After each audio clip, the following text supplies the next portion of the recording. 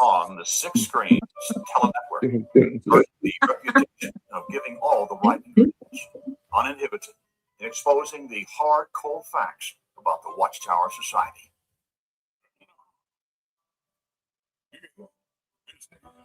Well, good evening, everyone, and welcome into the Six Screens Telenetwork. We got a number of programs coming up tonight. But to start off tonight, we've got Dick and Constance Borghi. Both of them are former Jehovah's Witnesses, and they will be sharing some thoughts of what the Watchtower is hiding behind. Friends, I'll tell you what, there's a lot the Watchtower doesn't tell people, and they're doing it kind of secretively. Tonight, you're going to hear a lot about that secretiveness in the Watchtower. Let's bring Dick and Constance on, and they'll be able to tell you what they're going to be talking about. Hello, Dick and Constance. Hey, Rick. So there you are. So you got my attention today when we talked. So tell the audience what you're going to be talking about tonight, Constance. Oh, okay. Well, we're interested in sharing information on subliminal messages or controversial JW pictures. And we have a few that we shared with Rick that we would really like to have posted because a picture is worth 1,000 words. Now, we know that not everyone is able to see us on YouTube or on live or Facebook Live, but I'm going to ask you to take down some notes so you can look up the references and you can find this for yourself. And the other thing I'd like to say is that this topic is really for mature audiences. We love the little kiddos, but this topic tonight is basically for adults. So out of respect for you and your family, you might want to have the young ones, step out of the room as we have our discussion tonight. Well, sounds good. I'm looking forward to it. Now, I do have the pictures you sent me. They're nice and clear. So Good. Anytime you want them up, just let me know which one you want, and we will put it up there for you. Okay, thank you. I'm here if you need me. Thank you, Rick. Thank you, Rick. Thank you. And I'd like to open the Connie and Dick show with a shout out to John Marciano out there in Southern California, and another really outstanding researcher on YouTube, John Ledger. If you're going to be reading this coming Watchtower, you're going to see all the trickery and how, unless you're a really good psychologist or a psychiatrist, you might not figure out what they're doing. And John Ledger, a wonderful researcher, very, very bright guy, is exposing them like we do. So we're all part of the family that exposes the Watchtower. Mm-hmm. So I do want to shout out to John Ledger. It's JW Examiner. XJW Analyzer. Analyzer. XJW Analyzer, on YouTube. On YouTube. You got to catch that show, especially if you're going to be reading this coming Watchtower. Mm-hmm. Yeah, he has a lot of information. He has a following of about 34,000 people. Yeah. And he's very analytical, of course, and yet he's very logical and he's very organized. And he was a JW for 40 years and he's out of the organization. Yeah, he was a former ministerial servant. Yeah. And this man has read, he's dug deep in the archives, and he has read every Watchtower ever produced, every weight magazine ever produced. So his knowledge is outstanding. Plus, he's a computer geek, I guess, and he's able to show you what the big points were when C.T. Russell was doing it, where he was the president, and then Rutherford, and then Knorr, and how the Watchtower has changed its focus over the last century. Right. You really should pick up that program, JW Examination. XJW Analyzer. Analyzer. It's on YouTube. It's Analyzer. So that's my little promo for John. Yeah. And he uses Watchtower literature too. Yeah. And he'll dissect it, step by step, and then have his presentation or his podcast with regards to it. Anyway, he probably has like about 2 a week, and it's really excellent. He's just on a roll. He's very good. One thing you will see with the Watchtower, when you go back to C.T. Russell, that he was messing with a 14-year-old girl. That's pedophilia. She wasn't of age. And you can see Rutherford dumping his wife and taking this. It was his mistress. You know, they call her his Dietitian. which is BS. But Mhm. anyway, Mhm. she had no background in Right. that. But anyway, he took her every place he went. Throughout the Watchtower, you're going to see perversion. You're going to see distortions, deceit. It's really a criminal organization for how many people died due to blood transfusions and changing their whole life because Armageddon was right on the horizon. Mhm. Anyway, Connie's done some really deep research. And again, we want to thank John Marciano out there in Southern California for his help with the research. Yeah. And we'll let Connie take it away. Okay, well, like I say, have the kiddos step out. And what we're going to talk about tonight, we know that there are, it's a community of ex-Jehovah's Witnesses, but we also know that there are quite a few new people who are listening in to our channel and to Rick's show.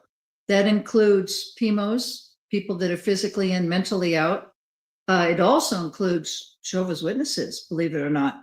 So don't be afraid what we have to say. I am going to give you some research here. So you might want to take down, pen and paper to be able to mark this down, especially if you cannot see it live on YouTube Live right now or on Facebook Live. So we don't make this stuff up. No, oh no. You can do your own research. Right. I know the Watchtower would love you to believe that we're mentally diseased, apostates, that we lie. We just try to bring the Watchtower down, which we are trying to do, but that's what they want to tell you. And we're trying to get people out of the Watchtower because we're demonic. Well, nothing could be further from the truth. And Connie's going to give you some references. If you think we're making this stuff up, you can look it up yourself. Right.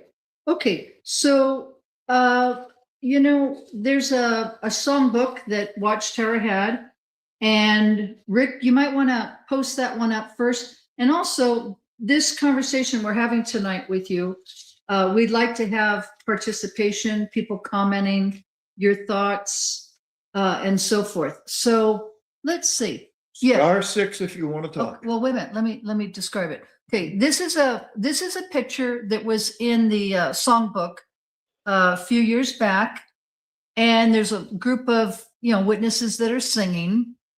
I have to pull this closer to see it. Mm-hmm. And let's pull this forward. Okay, and for those of you that can see it, there's a brother and sister that are African American, and there's others that are Caucasian, and they're all singing, and it's the songbook. Now, let me see. Okay, well, it doesn't show it on my screen, but I know it's there. And there is a picture of, basically, it's the brother's penis. And that apparently had been brought to Watchtower's attention when the word circulated on that. And then next thing you knew, Watchtower had taken that picture down and revised it. But this picture is in the songbook of Jehovah's Witnesses. Does anybody want to call in and make any comments in reference to this? Feel free. What you do is you hit *6 and it'll bring you right in. No. And we'd love to hear from you. And then when you're done, it's a toggle switch. You hit *6 to come out. Okay, so go ahead, please. Hi, Rick and Constance. This is Donald from Texas. Hi, Donald. Hi. Now, as you guys know, I am legally blind, so I can't see photographs. But over the years, I've been hearing descriptions of these things like what you're talking about now, and and it seems like a lot of these pictures have penises in them, have demonic symbols in them. For example, I think in a photograph they had a picture of Jesus, and one of his hands was demonic looking or something like that.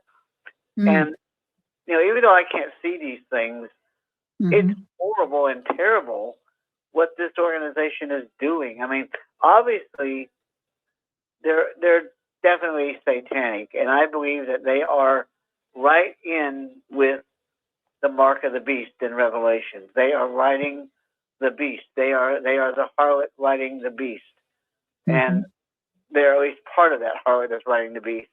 And these pictures, from what I've heard on their descriptions, are just downright evil and satanic. Right, right. You know, what's interesting, Donald, and we thank you so much for your comment, is when I was in the organization, I was in from 71, got baptized in 72, and I left in 83. Now, I never saw any of this. I mean, you know, you'd have, and basically everything was black and white. Now their literature, of course, for many years has been in color. But there are a lot of, this is pretty blatant, this one. But there are other ones, and Rick has some too that he'll show as well. I guess the point I'm trying to make is for an organization that's supposed to be very theocratic, supposed to be very spiritually minded, and very pious, holy, God's true organization, Squeaky clean.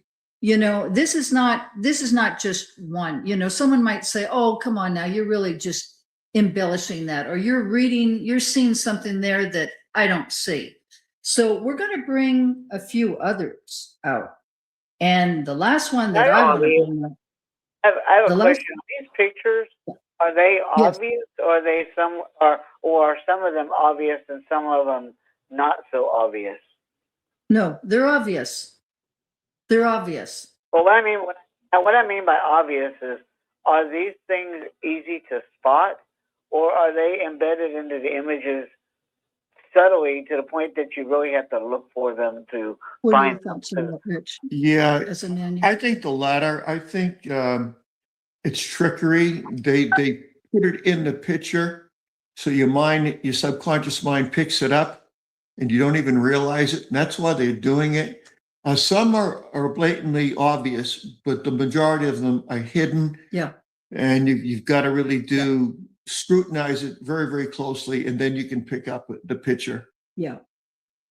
What's interesting, you guys, is these things don't really affect blind people. So I wonder how the organization tries to connect all this to blind people, because blind people obviously can't see images to be deceived.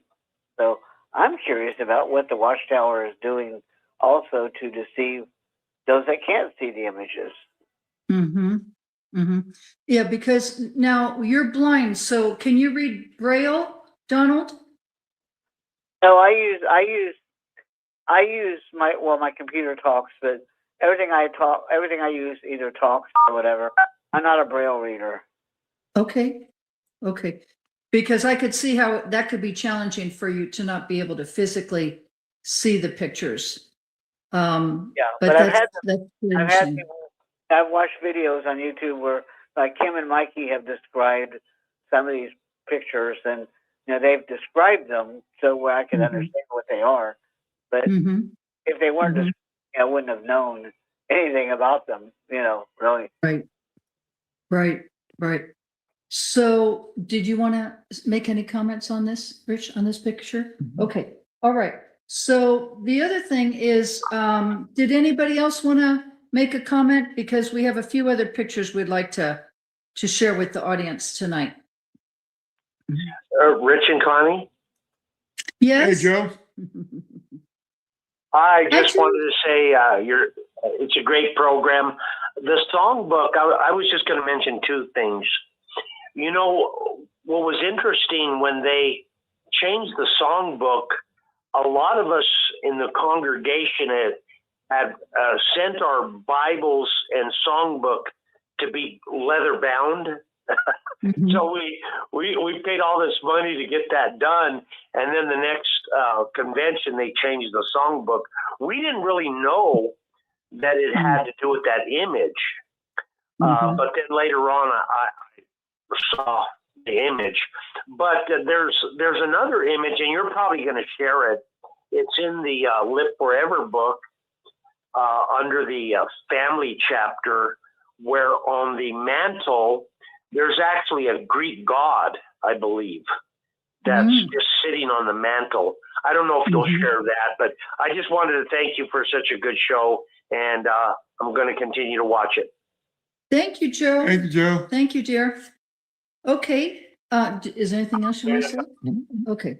I think that's Stefan. Is that you, Stefan? Hi there. Yes, that's me. Hello, everybody. Hope you guys are doing well. Dick, you're looking great.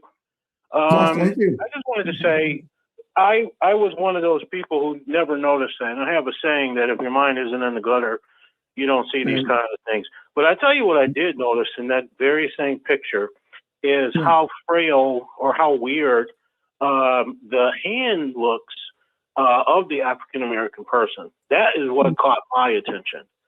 And I don't know why it caught my attention, but that hand just does not look normal.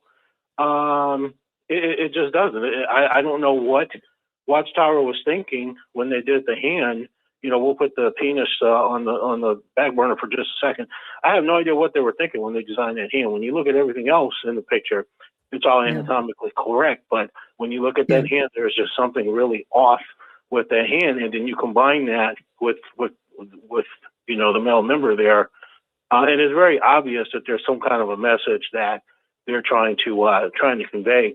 And then the bigger question is, how does something like this get out? Because you only have one of three scenarios. Either Watchtower just has no kind of checks and balances and just didn't notice it, or Watchtower noticed it, saw it, approved it, put it out there, and because this is what they are really doing. They're sending these subliminal and not so subliminal, I guess, messages. But there should definitely be a wake-up call. Hopefully, if there's any active witnesses listening to this is not apostates making up stuff, lying. This is in your literature. And like the brother said, you were told to get rid of it once Watchtower became aware of it. But why was it in there in the first place? Thanks, guys. It's been in the literature since on purpose for many, many years. And being bored on a Thursday night or a Sunday, I often would look for subliminals on purpose and never was disappointed in finding them. They've been there forever. As soon as they got the 4-color press. And we know from a book called Orgy on a Clam Plate that New York advertising has done subliminals for a century now. And if you study advertising, we had a special college slideshow of a woman who showed us the cigarette ads. It's fascinating. If you can go and look at some of the old magazines, every cigarette ad had a subliminal in it. The whiskey glasses do have little skulls in the ice cubes in many, many commercial ads. It's $1 million business. And Watchtower had lots of weird hands and stuff in their pictures. And again, the book is called Orgy on a Clam Plate. It's a paperback. And there's another book by Daryl Barefoot, who worked for Watchtower. And he talks about the subliminal. Yes, yes. Thank you, Pixie. You know, we were talking to Rick before the show tonight, and he had mentioned about Derek Barefoot. Maybe he's listening in tonight, but he has done a lot of research in reference to the subliminal messages of Watchtower's literature. And Derek's, you know, it's very interesting, the name Derek Barefoot. I had asked Rick, is this XJW, is he Native American with the name Barefoot? Because that sounds to me like he's Native American. I had studied with a sister who her last name was Whitewater, and she was Native American. So I'm not sure if he was Native American, but his name is Derek Barefoot. He was a wonderful mural painter. He did a huge mural of the Four Horsemen at the Stanley Theater. And then he left and wrote the book. And again, both of these books, the Barefoot book and also Orgy on a Clam Plate, they're both inexpensive paperbacks that talk about subliminals in publications. Yeah. Well, thank you, Pixie. And to look for them. It's a fun And thing there- to look for them, but it's also controlling people's thinking. Right. Thank you, Pixie. The name of Derek Barefoot's book is called The Hour of Darkness. Might want to write that down. you. The Hour of Darkness. And you know what? Maybe we'll be fortunate and he's listening in tonight and maybe he'll chime in. That we'd love that. You know, Pixie? Pixie alludes to the cigarette advertising of Yeah. the 50s and so Yeah. forth. Right, And it always showed a young, vibrant couple right. Mhm. smoking a cigarette. But what you didn't see was the smoke from the cigarette or Oh, them exhaling the smoke. You right, just saw this young, healthy couple playing polo or something, you know, right. tennis or whatever. They didn't want the people to see the smoke, the actual smoke coming out of the cigarette. Oh, that's interesting, Yeah. Rich. Remember that guy? I mean, I remember there was Winston cigarettes, those ads. And who was that guy? The Marlboro guy? Marble guy, yeah. Yeah. He got cancer. And in order for him to do the commercials, Yeah. they had to get a crane out and put him on top of the horse because he couldn't get up there. Wow, because his lungs were damaged from Yeah. smoking. Yeah, that's very sad. So, okay, well, that's very, very interesting. But anyway, just with regards to what Pixie said, Derek Barefoot, his book is called The Hour of Darkness. So that'd be great. Hello. I'm sure Amazon has it. Yes, go ahead, please. Hello. Hi. Hi, this is Joe. I'd like to pick up on what Pixie said. I worked around graphics artists, you know, from when I was younger, and they're Yeah. they're very creative, fun-loving people, so to speak. And so what they'll always try to do is fit in these interesting pieces of their artwork to hide something that's sexual, but it's not quite obvious. But if you look for it, you'll see it. And their Yeah. goal is to do it in such a way that it passes, except to the person that's looking. Now, Yes. my attitude about that is, I'm sure the Watchtower artists were doing that, the young people or whoever they were. But the point that I always thought was interesting is, if the governing body were that concerned about a clean and pure message, why wouldn't they eliminate them and control that out? I know I would if I were. So in my Right. mind, they wanted it there because they knew there I were also young. have a personal view. I don't think the art department's ever lied to us. I think the text has lied to us. I think the man at the platform has lied to us. But I think the art department was trying to tell us stuff all along. Oh, I agree. And I think everybody was in on it. So we were the only ones who didn't know what was going on. Thanks. Well, you know, what's interesting is for those who've been listening to the show for some time, Rick had Reese on the show. And Reese is somebody who does incredible research. Some people like him, some people don't. Some people like us, some people don't. That's the nature of being on the show. You have to have a thick skin. So you just let it roll off your back if you don't like us. But anyway, Reese did a lot of research in reference to the subliminal messages and some things that are not so subliminal. And anyway, he lives in New York, and he contacted the brother that was the head of the art department. This was some time ago. And he wanted to personally meet with this brother, and he wanted to talk to him about specific artwork, and there were sexual connotations in it. So Reese called this brother, and he said he wanted to meet with him. And anyway, the brother, they had it set up, and the brother didn't show up. The brother who was the main person in the art department in Bethel. So with that being said, I would think that, yes, they do know that this is out there. I mean, my gosh, just with the material in terms of their literature of what they're teaching. Anyway, they go through that with a fine-tooth comb. So why would they not do the same when it comes to the artwork of Watchtower? So I do believe that this is done intentionally. I really do. Yeah, I do too. Without a doubt. Mm-hmm. Without a doubt. They know what they're doing. Yeah. And the subliminal, that's a little hard to say Hello, sometimes, Dick and is Connie. very powerful. Hi, honey. It's Susan. Hi, how are you guys? Good, Susan. How are you, honey? Rick and I have talked many times. He has a sign business, and that has an art department because you need art to do signs. And Right. most people who do art, and I know Rick will agree, they kind of lean toward skulls and crazy, unclean things in their drawings. They just do. Because art people have most of them, not all, but many of them have that kind of a way of expressing themselves with these strange and unusual art. And so you have to be careful, even if buying pictures for your home, because you'll find things that aren't meant to, you wouldn't think they would be there, but they are. But the Watchtower, again, I do not know why, after all these years and all this time, that it's still allowed.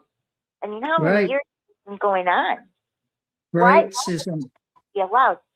So, they really should have people by now that examine pictures and literature, anything that by now that make sure that they're clean pictures. That's right. That's right. I'm a motorcycle guy, and I find it strange that skulls are one of the most used item to dress up motorcycles or jackets or whatever. Skulls, to me, it's sick and demonic, but a lot of guys like it. And the motorcycle culture seems to really promote that. Well, and it also, has a symbolism. And what's the symbolism of a skull? It's a dead person. And that's even inculcated in cultures, like in the Latin culture. You have the Day of the Dead, it's Dia de los Muertos, okay? And you will see on the Day of the Dead, you will see skulls. Even if you go to, there's a Mexican restaurant that we frequent out here quite often. The food is very good. And yet they have that skull. It's Dia de los Muertos. And Rich says, what is the skull? And I said, they're honoring the dead. It's known as the Day of the Dead.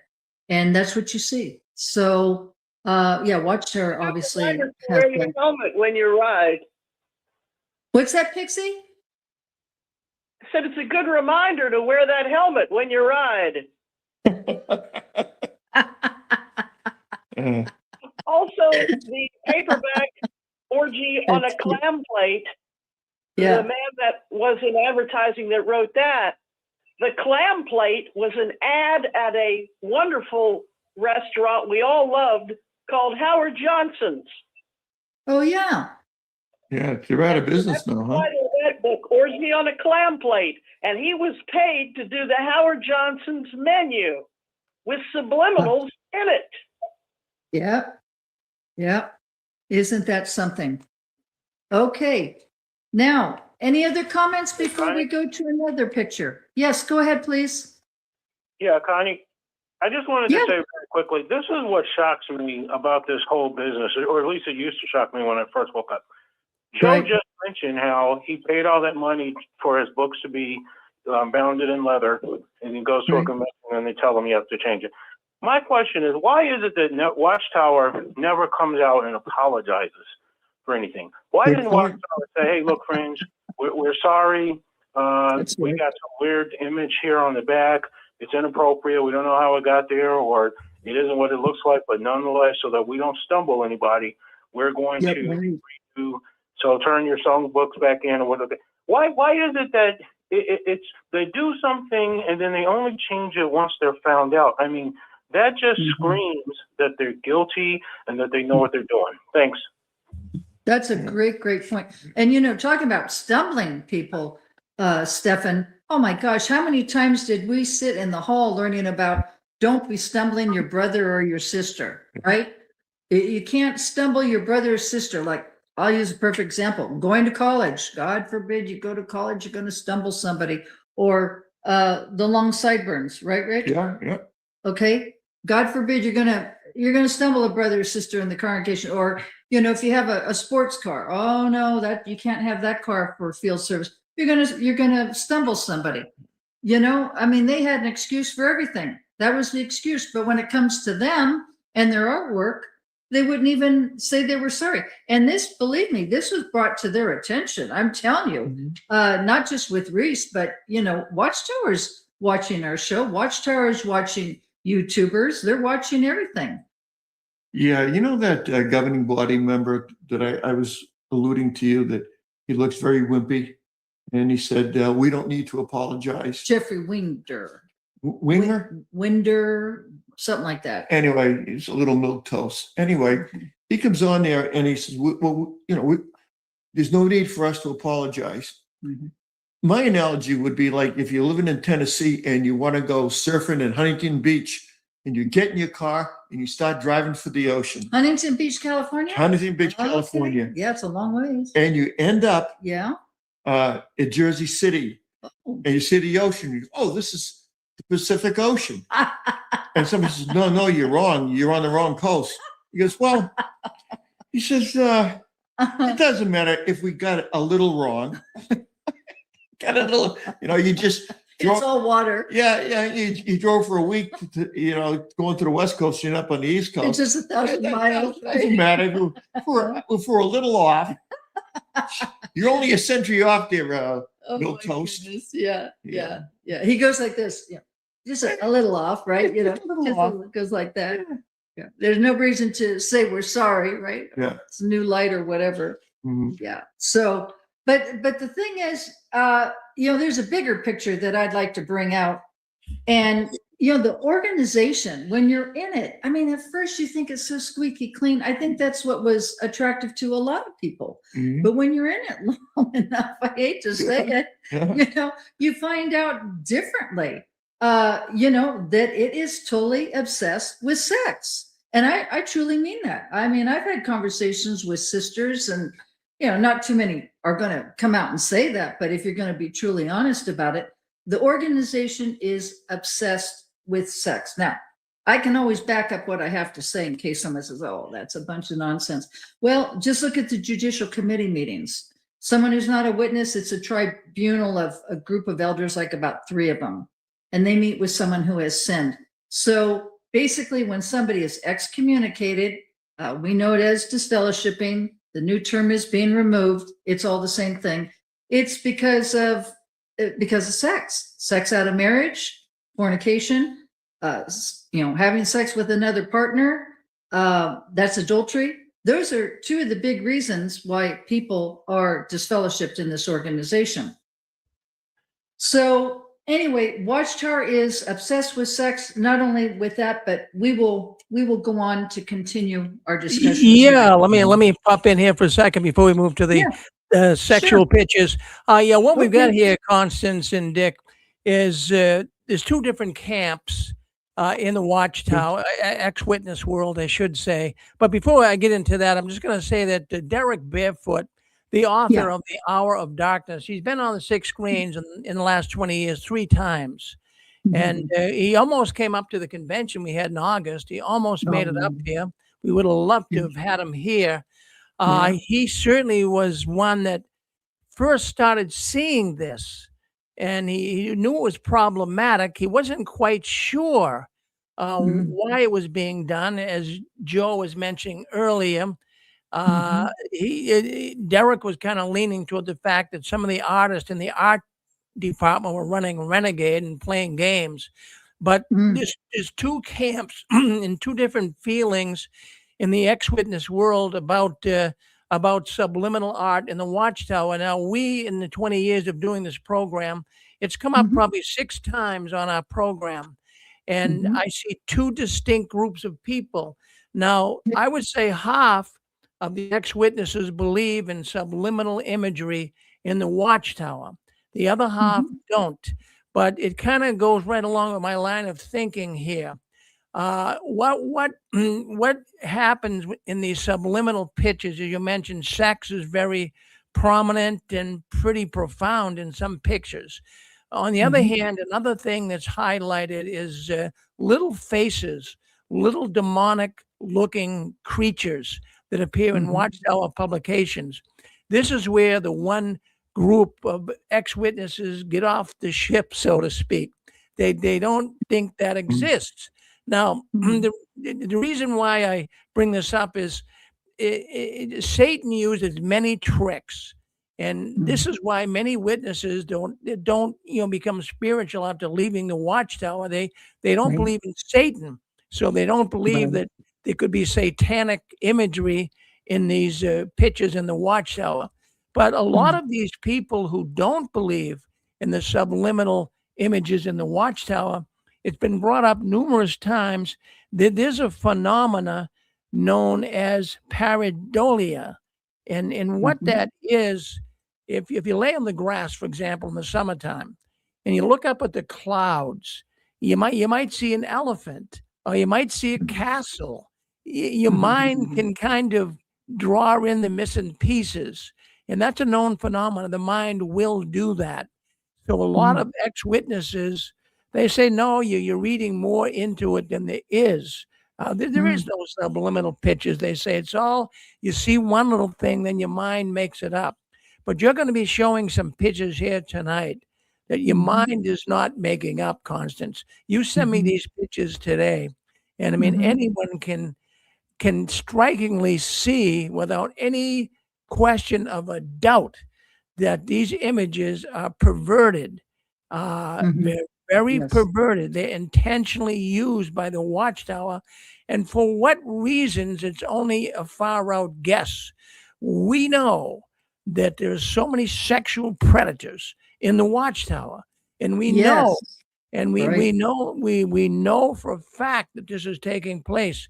Now, is this some type of some have suggested, I'm not saying it, but some have suggested that these images are kind of put there to connect with other perverts. Now, I know that sounds crazy. I know that sounds realistic.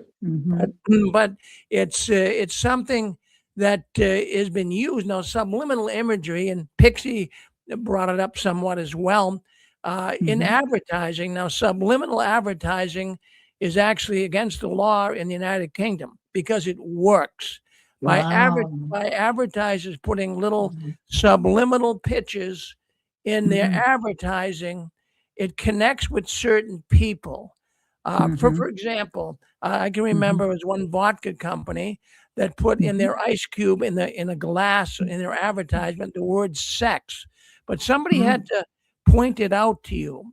And then Donald was asking this. Donald was asking about this earlier in the program. A lot of the subliminal art in the Watchtower, you really don't see it until someone says, "Do you see it?" And then whoa, then you see it. And it's like that. Remember that? Like that had a picture shows up every once in a while. Where's Waldo? You have a hard time even finding him until someone points it out. So it's the same thing here with subliminal imagery. And when someone points it out, it's readily noticeable. You say, "Whoa, I can't believe that." Could I put one image up before we go to? Absolutely. Let me put one up. I want to put one up right here, right now, because this perhaps is the most infamous or famous, whatever you want to go here, of a subliminal image in the Watchtower. Even Jehovah's Witnesses notice this. Now, you see it right here. And, well, I don't know if you can see it on the screen or not, but right here, I'm going to have, I don't know if you can see it, but look on the woman's skirt. The woman's skirt, you can see it there. On the left side of it, look down to the bottom of her skirt toward her feet. And there's an image there.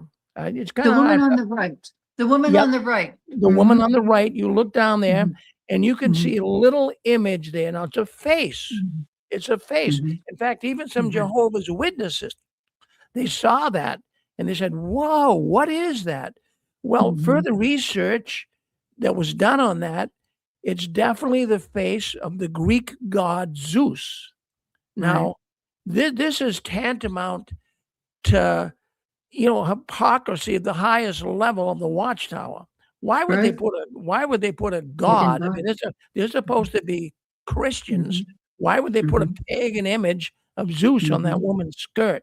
But it is there. That is the 1983 November edition of the Watchtower. I believe it's the November 1st edition. I don't have it in front of me, but I believe it's the November 1st, 1983. But there is a blatant image of subliminal imagery in the Watchtower. Yep. Now, Rick, what's interesting is that was the year I disassociated myself, and you said it was November, and I left December, the next month of 83. And like I said, all the literature, everything was black and white. And now, of course, it's in color, but of course it's black and white. But what's interesting is, you cannot have a little picture of Zeus, a pagan god. That's not by accident, because you can see the face that's in there, even though it's black and white. That was done intentionally. Yes, it was. Now, that again, now that could have been for what reason it's there. It could be a quirky artist or an artist trying to pull something over on someone, or it could be there for some other reason. See, in the world of phenomena, and subliminal imagery is classified as phenomena to some degree, some of the pictures. There are always going to be images that you wonder, what does that represent? What does it mean? Now, a lot of images, like I mentioned earlier, they deal with imagery like demons, little creepy looking characters that appear in a lot of the children's, publications, as well as Watchtower study lessons. And so the kids are sitting there and they see these images. They might not, hey, mommy, what's this? But somehow the Watchtower, this has been suggested. I'm not saying this, so don't take me to the bank, so to speak, and cash what I'm saying, because this is what I heard on these subliminal programs that we've done on the Watchtower. Some people say these little pictures are there to get children's direction, to get them connected, to get them even afraid of demonic creatures, so that they can pull all of these mind games on you. And so many people, even to this day, as they grow up, are frightened to death of demons. So some have said they're trying to prepare people, because that's a tool the Watchtower uses. Is, you leave Jehovah's organization, you're going to come under the influence of demons. I mean, that's a tool they use. So some feel it's for educating, others feel it's for connecting with perverts. Whatever the reason, it is there. Yep. Very, very good. And, it is true that artists, they do, like I know an artist in California, and she's a very spiritual person, and she's very good too, by the way. But anyway, she'll put in like a scripture in her artwork, and it's very subtle. It's very subtle. But anyway, that's what she does, because she feels that, her talents were given to her by God. So she always likes to bring attention to him in her paintings. And then, the painter of light, look at the painting. Scriptures on their French fries, and they're telling you that they're grateful to God, and they put it on their French fries on the very bottom. So, and see, that tells you why Watchtower is doing it. Rick, you and I have had this conversation many times, me and Gigi and Rick. The images are not for you. When a person puts a tattoo of MS-13 on their body, it's to tell everybody in the gang that I'm one of you. The fact that the CEOs of the Watchtower Corporation do not come out and say, we've identified the group of men and women in the art department, they've been fired, so forth. They don't do that, because the images were never meant for you to watch or to look at. And frankly, they could care less. The only thing those images are there for, in my opinion, is because they're telling whoever they need to tell, yes, we are part of your group. Yes, we are with you. We are one and the same. Just like MS-13, just like every other gang in the world does. You have to show your loyalty. And what greater act of loyalty is there than to plaster demonic images on your religious website, your religious literature, and to show that, yes, we did sell our soul to the devil. Listen, Mm. the reason what I say is way out there versus what you guys is I learned this when I was very young. If you're gonna catch a thief or if you're gonna catch a criminal, you gotta think like a criminal. Why in God's name would he do such a thing? And you don't want to ponder these things because they're so out there. But there's no other logical explanation for me.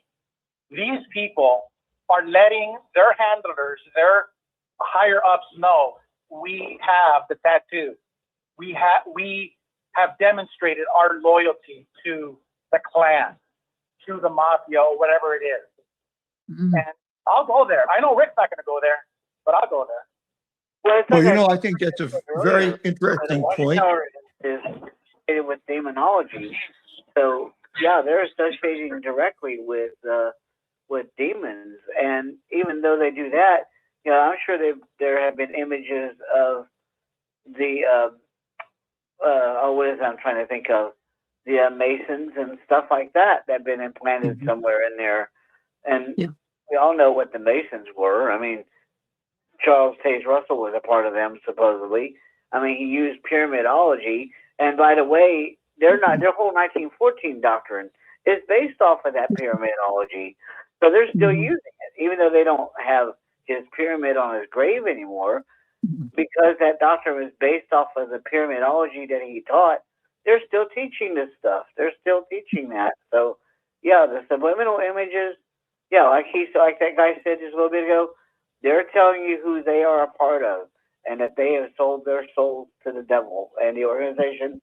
That's why they even do, from what I've heard and from what I've heard other people say, that's why they make like Jesus's hands look weird at some points, or they do weird things to the clothing of Jesus or whatever. But if they're going to do that to Jesus in a drawing, that should tell you guys something. I mean, here they claim Jesus is holy, yada yada yada, but then they'll do that. Yeah, the Watchtower is evil. They are, like I've always said, they are the excrement of Satan. Well, we will get into a picture that's very blasphemous of Jesus, at the end here. And I hope Rick was able to find the book in his library there, because I know people are going to say, "Oh my gosh, that's got to be photoshopped," and so we're all prepared for any controversies. But I think, BG, that you make a really good point, very interesting point. Yeah. And I'm sure there's a lot of validity in what you just said. You're talking about Gilbert or Donald? Gilbert. Yeah, that's a good point, Gilbert. We really appreciate that. Or, when you said that, Gilbert, I was Hello? Go ahead. Brother, sister, may I make a point? Yes, go ahead. You were talking about symbols and stuff. Well, I'll try to be short. I had an experience when I was a young boy. I'm kind of like Pixie. When I was very young, I knew something was wrong. And, this is back in '63. Yes. I was about 62. I was about 7 or 8, And I knew you're something my was age. wrong after Yeah, you're my age. You're my age. Oh, yes. And this is in the La Crescenta and Burbank area. Okay. And we would go to different kingdom halls because my uncle lived in Burbank. He lived in La Crescenta. And I had my game was that because I knew something was wrong I had a little plan, and every time we went to a different kingdom hall, I would wait for the talk to come on. And during the talk, I would have to pretend that I had to go to the bathroom. And what I would do is I would sneak into their library. And I'd rifle through that library as fast as I could, looking for whatever I could find. And one day I struck gold. And I found the old magazines from the 1800s. And they were full of, I didn't know what Masonic symbols were back then. But they had crosses on them and Masonic symbols. And I read about the New World Order. Right. The world government. Right. And their pictures in them were like, they looked dark and evil. They were like churches with fire on them and stuff. It was just the imagery was dark, Yeah. and it was like like a dark storm. Yeah. Anyway, Yep. Well, we thank you. That's all. Thank you, brother, so much for calling in on that. I was just going to say, going back to what Gilbert said with the symbolism, MS-13, you'll see a convict, he'll have right here outside his eye, he'll have a tear, like a little teardrop. Teardrop. Yep. And what does that mean, Rich? He's murdered someone. Mhm. And that's a symbol. It's a symbol in the gang world that they're very proud. They passed their initiation and they murdered someone. And so to show that they did, there's that little symbol of, it's a tattoo and it's a teardrop. Mhm. Yeah. So anyway, we appreciate everyone's comments. Okay. Anyone else would like to say anything before we move on to another picture? Star 6. yes. Oh, Can you hear me? yeah, we can. Come on in. Mhm. Oh, this is Junction Guy. I've been in Florida on 2-week vacation. I rushed back to watch 6 screen, just made it in, except I Thank missed you. the first 2 minutes. Can you still hear me? Yeah, we can hear you loud and clear. Uh-huh. Okay. Rick showed that picture of that Watchtower, and Yes.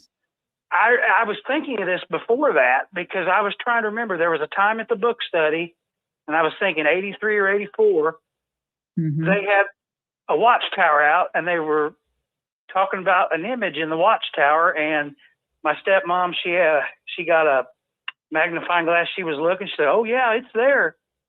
And they were like, "Wow." And then my dad, he was an elder. He was like, "Well, it's probably just a coincidence or something." They kind of brushed it off. But when he showed that Watchtower picture on the screen, I was like, "That's the one. We were there then."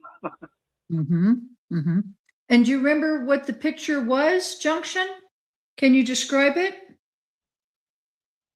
It was the picture. It was that picture he showed on the screen with the face of Zeus. Oh, you mean with On the the woman skirt? in the skirt? Mm-hmm. Yes, The one November. I was trying to remember. It was in that time period, and when he 82. showed that, I was like, "Yeah, that's it. That's the one." Yeah. Rick said it was the November 1983 Watchtower. Yeah, that's interesting. Yep. And there are other ones too, as well. But anyway, okay. Well, thank you, everyone. We really appreciate your comments. And I am going to, I would say for anybody,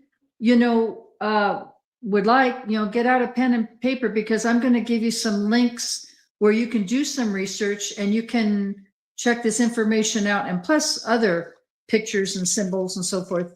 And I think you will be quite amazed. Okay, then Rick, could we go to the next picture with regards to the 2 men and the one guy is lying down and it's like he's very sickly, the 2 Israelites? Oh, not that one. Hold on. That one. Yeah, that's it. Okay, You can see. now it's a little dark. It's this one right here. It's a little dark. Okay. And this one here is from jw.org. And it was JW Broadcasting, the June 2024. Anyway, and it's a picture. That's the reference. It is a picture of 2 men that are like, they're Israelites. And maybe you might want to describe it, Rich. One is lying down. He's very sick and he has a sheet over him. And then the other Israelite is standing over them. Yeah, you really don't have to be homosexual or bisexual to see what this is. It's a man lying in the bed with an erection. His penis is erect. That's what it is. There's no saying, well, maybe it's something else. That's what it is. And it's perverted and it's demonic. There's no reason to be showing that, right? No. So for anyone that doesn't believe us, what you do is you go to jw.org and then you look at their library. And like I say, the reference is June 2024. So that's the picture. Now, Rick, can you hear us okay? I guess I can. Yep. Okay, honey. Now, that one is dark. The other one down below he's just the man by himself without the erection. But there's a picture of two men in the back on the bottom picture, and at the top there's a picture of the donkey. Now I had heard, and I don't see it, but someone had said in the bricks. Let me see if Johnny's there. Johnny, are you on here? Can you *6, Johnny? And apparently there's there's not a symbol, but there's the word written SEX, like in the bricks. Or are you familiar with that, Rick? I'm not familiar with that. I know that the donkey, it's been brought up because we did bring that picture up once on the 6 screens. You referred to it as a donkey, but it's really an ass.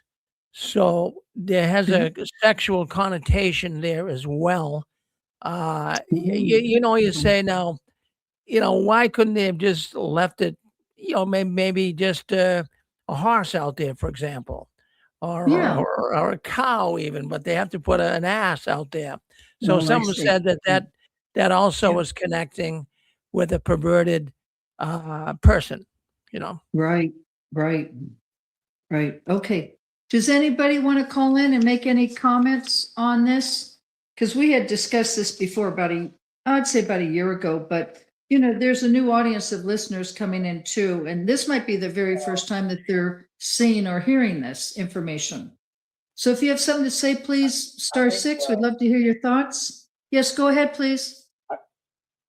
Yeah, I showed this to my wife, and she couldn't believe it. And when she tried to show it to some of the elders, they shut her down right away about it. And it's like it all just like disappears, or like you get in trouble. I think people are afraid to even say anything. They're going to get in trouble about it.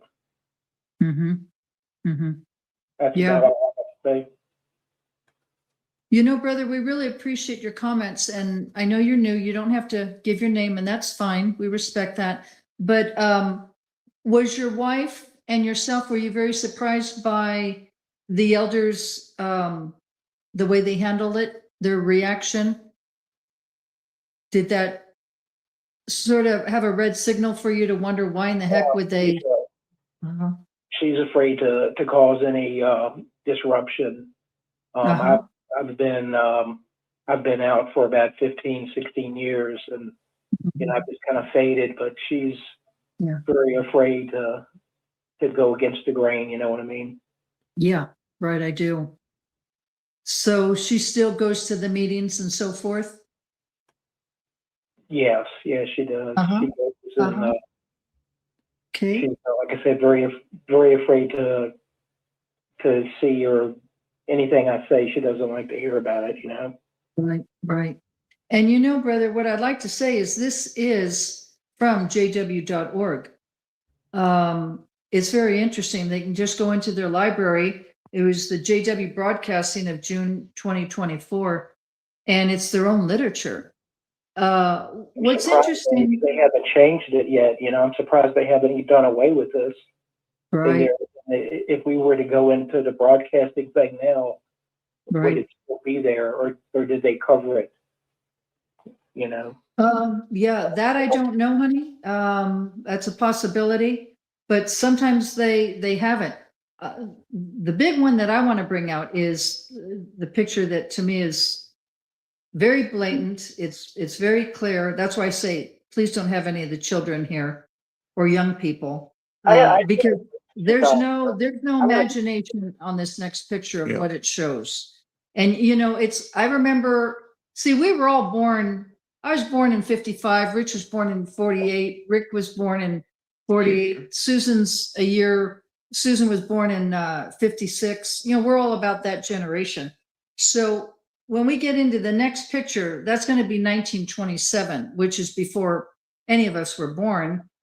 Some people checked out literature, but we were so darn busy. Who had time to do that if you're working full time and going to all the meetings? But Watchtower supposed to, like I say, be very squeaky clean and very theocratic organization.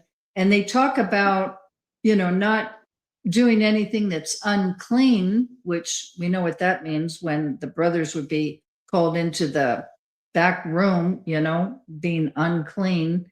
And yet on the other hand, you see these pictures of Watchtower, of their literature. And it's just the opposite. In other words, do as we say, but don't do as we do. Yeah. Yes, go ahead, please. I have a quick question. This is Donald from Texas here. I wonder if they've done any subliminal messaging on their videos. I'm sure of it. I'm sure. On their videos, Donald? No? Yeah, they have any messaging on their videos and stuff. Yes, they have the cartoons and the live action.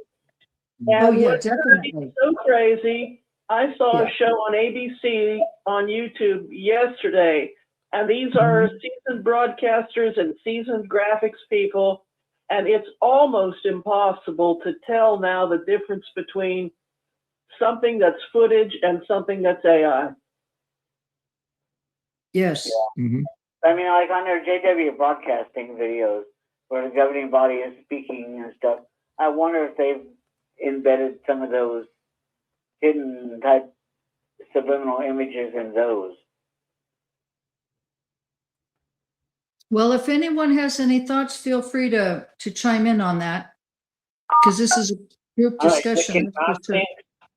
Yes, hello. Hi, Dick and Constantine. Yes, hi. It's RJ here. Hi, RJ.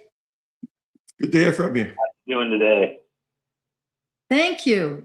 What would you like to share? JW artwork. Yes. I'm sorry. Do I have an echo? No, honey, go ahead. You're clear. You're coming in very clearly. I think there was like a pink book from the late 80s. I was going through it, and there's a guy taking a picture of kids at a zoo. And I remember clipping that thing because I thought it was so creepy. I was cleaning out the basement of a family member and I found that book, and then I'm going through it. Some of that artwork, even the stuff that's not subliminal, is pretty bad. Yeah. Yeah. Well, I mean, he has his camera and he's filming the kids with the animals, and he has a big grin on his face. Oh, interesting. It's kind of disturbing. Yeah. I wish I could send it, but that's how it goes. And which publication was it in, or magazine? Do you remember, RJ? One of the paperbacks, they're not paperbacks, but they're the booklets from the late 80s. Okay. Like the Truth book and all that. I'm not sure which one it was. So did it sort of give you, when you saw that picture, I was out of the organization by then, so I can't recall, I didn't see it. So, but what was the impression it gave you when you saw that picture? How did it make you feel, or whatever? The guy looked like a perv. Pardon me? He looked like a perv, he's smiling, taking pictures of kids, Yeah. Yeah, like maybe somebody who's a pedophile and he's grooming children and he's at the playground or outside the daycare or the school, and he's looking for a child to be able to, sexually molest. Yep. Interesting. Yeah, you got it. There's plenty of them in the organization. That's for darn sure. We know that. Plenty of pedophiles. Go ahead. I'm sorry. That's the thing about it. I don't have any experience with that. But that's that's kind of like a private thing that it's not open to the public, that you would have a bunch of stories to tell, but the victims do. Well, and I think pedophiles give out other signals to other pedophiles in the congregation, and they know who they are, but they're on the QT. You know what I'm saying? They know who the pedophiles are, maybe like you had 5 of them in your congregation. Yeah. Yeah. So, but the average rank and file doesn't know that there are pedophiles in the congregation. And one of the pedophiles, And things that you're ashamed of, it happens in the dark. Once you shine the light on it, they got nowhere to go. That's right. That's right. That's why they have a lot of symbolism, so forth.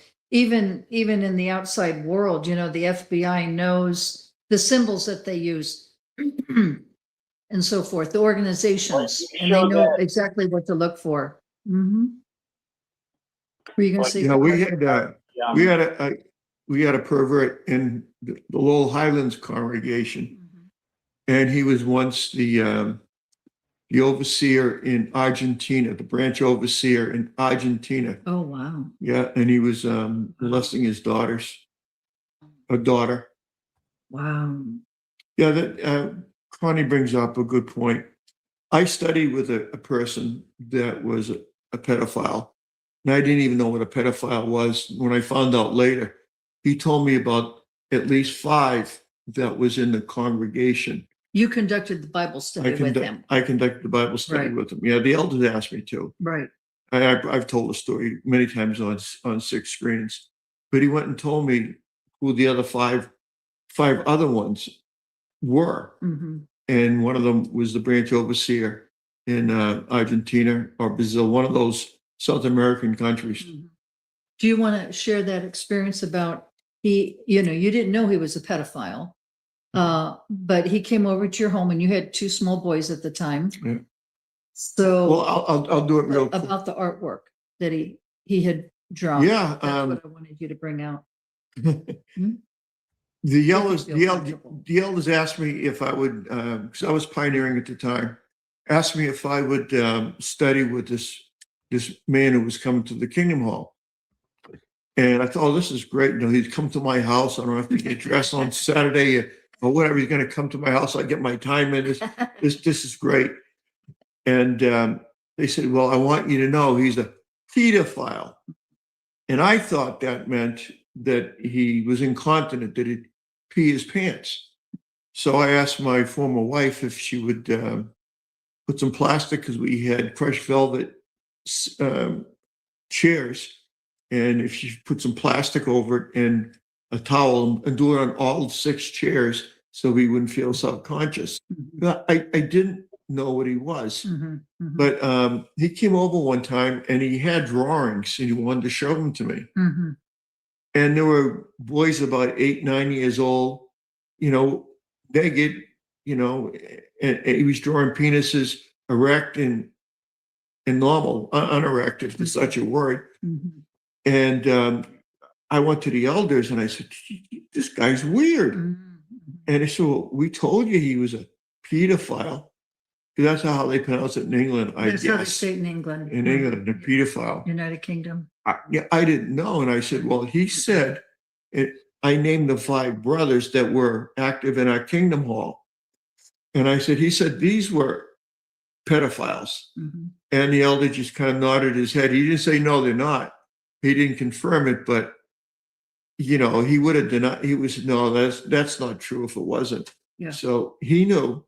So there was actually 5. We had a congregation maybe of 125 people, max. That's a lot. And that's a pretty high percentage, 5 of them being pedophiles. Did you have a lot of children in the congregation? Yeah. Like if you had to make a guesstimate, how many children can you recall? 30 or 40 children. Oh, wow. That's a lot. That's a lot. That's a lot of children. And these pedophiles are groomers. Go ahead, please. Yeah, my grandpa, he was like a dedicated witness, but he was very outspoken, and he was he was kind of like flamboyant. He was kind of out there. Yeah.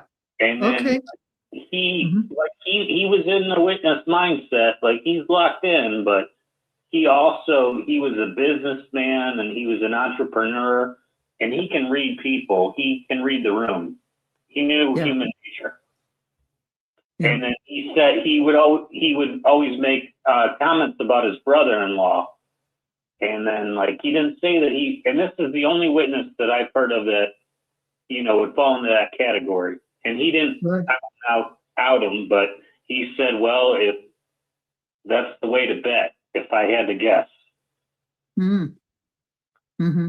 Who would have thought that there were pedophiles in the organization? Yeah, it's right. squeaky I mean, clean. really, who would have ever thought that? And I know there's JWs listening and they think that, we're lying, but there are so many cases, so many lawsuits. Candace Conte was one. She was from Northern California, from Fremont Congregation. I got to meet her. and her mom. I didn't post the picture here, but I got to meet her. She's doing very well, but she went through a lot. And her, Jonathan Kendrick was her molester. And what would happen is that her mom and dad were divorced. And so Candace was young. I don't know exactly how young I'm going to just say maybe like about 7, 8, 9, right in that age. And she was going out in service with Jonathan Kendrick. And anyway, he was just basically grooming her. And so anyway, as JWs in their world, you have to have a 2-witness rule. Well, she didn't have a leg to stand on at first with regards to him. That was in Fremont Congregation, Fremont, California, San Francisco Bay Area. We had our assemblies there and on Osgood Road. Anyway, our circuit assemblies. And so Jonathan Kendrick left Fremont Congregation and he went all the way up to like Pittsburgh, up in that area. It's the northern part of the Bay Area. It's called Pittsburgh. It's in that vicinity. And anyway, he came into the congregation and the elders from Fremont had written a letter saying he's very good with children. Okay. So this one brother that I know, and I'm not going to give out names, but you can do the research on the lawsuit. Anyway, he was an elder in this congregation and he knew just when Jonathan was there and watching him that he was not good with children. He was somebody to be very suspicious. But the brothers, unfortunately, in Fremont had lied about Jonathan Kendrick. So anyway, what ended up happening is Jonathan Kendrick married this, this woman, and she had a daughter, a young girl, and he, meaning Jonathan Kendrick, had sexually molested her. My throat's getting dry. So anyway, he ended up getting on the sex registry for sex offender registry. Sex offender, yeah. And as time went on, Candace was watching out to follow him, and sure enough, she saw him. He was on the sex registry. And so there was the 2-witness right there. It was her and it was this other girl. And she brought a lawsuit against Jonathan Kendrick. Okay. Mm-hmm. And anyway, and she won an exorbitant amount. Is the first JW who, I should say ex-JW, who brought a lawsuit of sexual abuse against Watchtower, and she won. And her attorney, his last name was Simon. He was a little short guy. But anyway, yeah. And so there are many, many more. And now there's all the cases that are in Pennsylvania with the elders up there and so forth. And it's all around the world. Yeah. If you're a pedophile, what better place to go than Jehovah's Witnesses congregation? Because if you get caught, they cover up for you. Right. And there's a feeling of legitimacy. If you're a Jehovah's Witness, at least it used to be when I was in 40 years ago now, that they're wonderful people. They go knocking on the doors because they care about your salvation. But I'll tell you a quick story. People are naive too, Rich. That's what I have to say. They are. There's so many great JWs in there, and they're really loving, kind people, but they're naive. They're, once you once you accept someone as, a baptized witness, whether it's a brother or sister, and they gain your, their trust, you gain your trust of that person, it's an open door. And let me tell you, I'm going to say it. I've said it before. I'll say it again. Do not have your children go to any sleepovers in the Kingdom Hall, okay, or even outside. Mhm. But you got to be extremely careful about sleepovers. They're very dangerous, and that's where things happen. Yeah. What I was talking About car groups. Car groups. Be very careful that the minor is not in a car group of someone where the parent would say, "Oh, well, he's okay. He's Brother Creepy. He's a Christian brother." You have not had him bonded, licensed, checked out 5 ways, 6 ways to Sunday. Yeah, Not that's a very good point. Any of those people are okay. Now, I was older and could defend myself both physically and mentally, but I heard a conversation with a guest in my home where he was defending Lot's treatment of his daughters. Oh. And it's not the first time that kind of so-called logic has been used by creepy people. So they're there. So be very careful. Do not, what is it that the Christ said? Cautious as serpents? Right? Cautious as serpents. That's right. There was a lie that was told to me when I was studying the Bible with Jehovah's Witnesses. And this lie was that if somebody is doing something in the congregation, let's say they're having sex outside of marriage, well, the Holy Spirit will be taken from the whole congregation, and the elders would notice that, and then with the help of the Holy Spirit in prayer and so forth, they would find the person that is committing these sins, and they would disfellowship them. So it tells people who believe that, which I did, that you can trust your brothers and sisters with anything, because if they were a pervert or a pedophile or something like that, A financial scammer. or a financial scammer, a lot of that,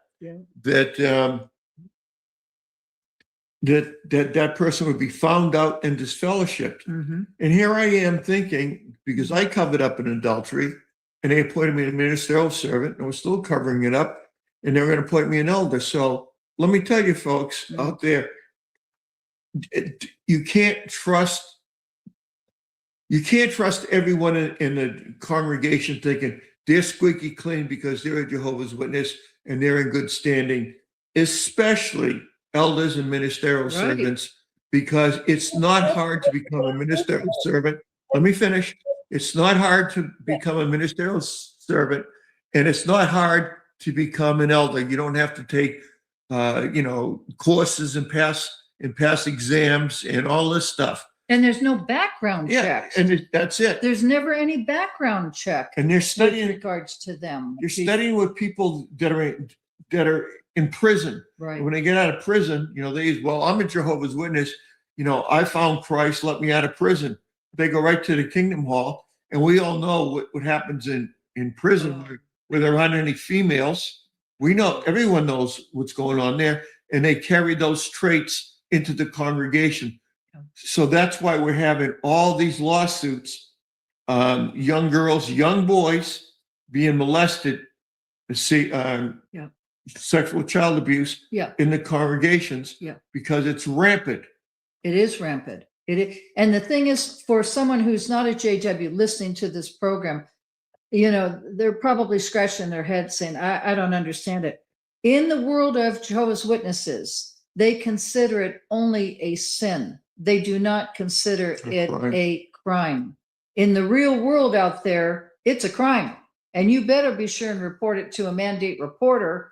If you're a nurse or a doctor or a teacher or a social worker, whatever, EMT, those are mandate reporters. You see that going on, you better be sure and report it. Otherwise, you can lose your job. Well, in the world of JWs, they do not consider it their responsibility to report it to the authorities. Only now, only if some states require it. Yeah. But they feel that it's only a sin, which is I mean, of course it's a sin, but it's worse than a sin. You know, you're sexually molesting a child, which is criminal behavior. And so it is hush hush. What do I mean by that? Well, it's not even, you had 5 pedophiles in your congregation, Rich.